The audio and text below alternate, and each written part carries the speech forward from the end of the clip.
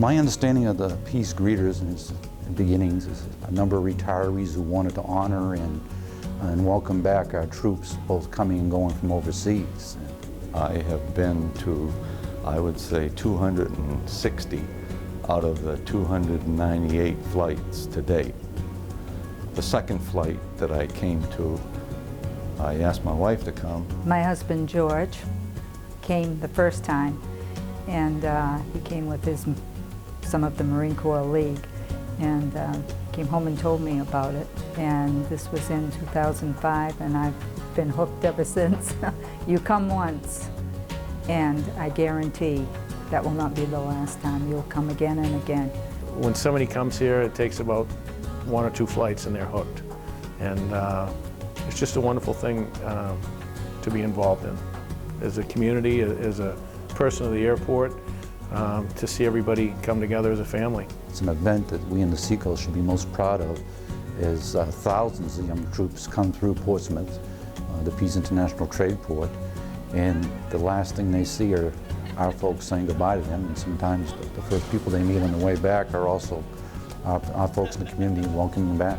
The Hall of Flags is lined up with veterans and greeters on both sides. And when those doors open, the first of the soldiers that are coming through, they're really taken back because they didn't know what to expect. They didn't expect the greeting that they're going to get. Now these people line up all the way down the Hall of Flags and then down the ramp into the reception area. And in the reception area there's coffee and donuts and pastry and soft drinks and coffee and free telephones to call any place in the world that they want to call. The first thing they do is they'll come through the door and they'll go outside and they just take a deep breath of fresh air. You see them coming in, they don't know what to expect, and it doesn't take long, and your friends, you're talking about where they came from, where they're stationed, how long was their deployment, are they married, do they have any children? You know, we have a room set up with banks of telephones and make the calls, and they appreciate that.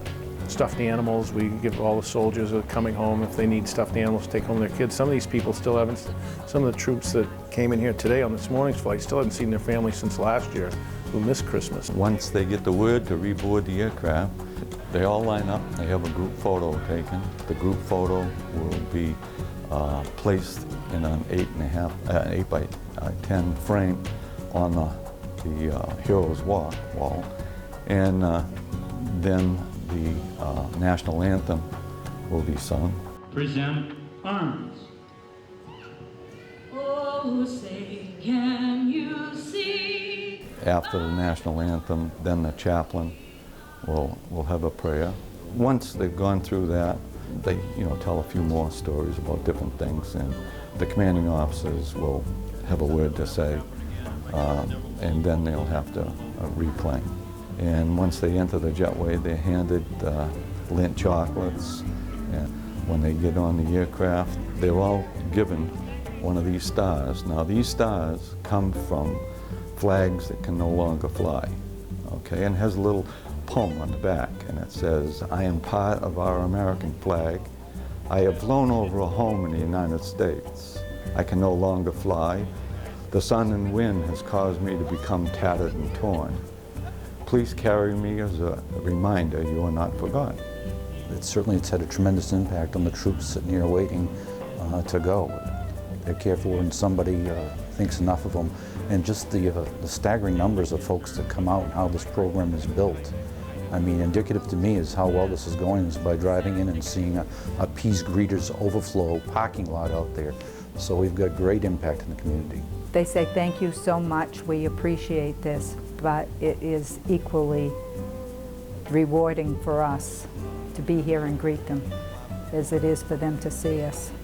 It's our little bit that we can do to show them how much we appreciate them. And just know we're playing a small part in this. And if you've been around veterans and so forth, which we have a lot from World War II, Korea and Vietnam, they're a family, no matter when they served or however. She was awesome. Come here. She even got mistaken for my mother.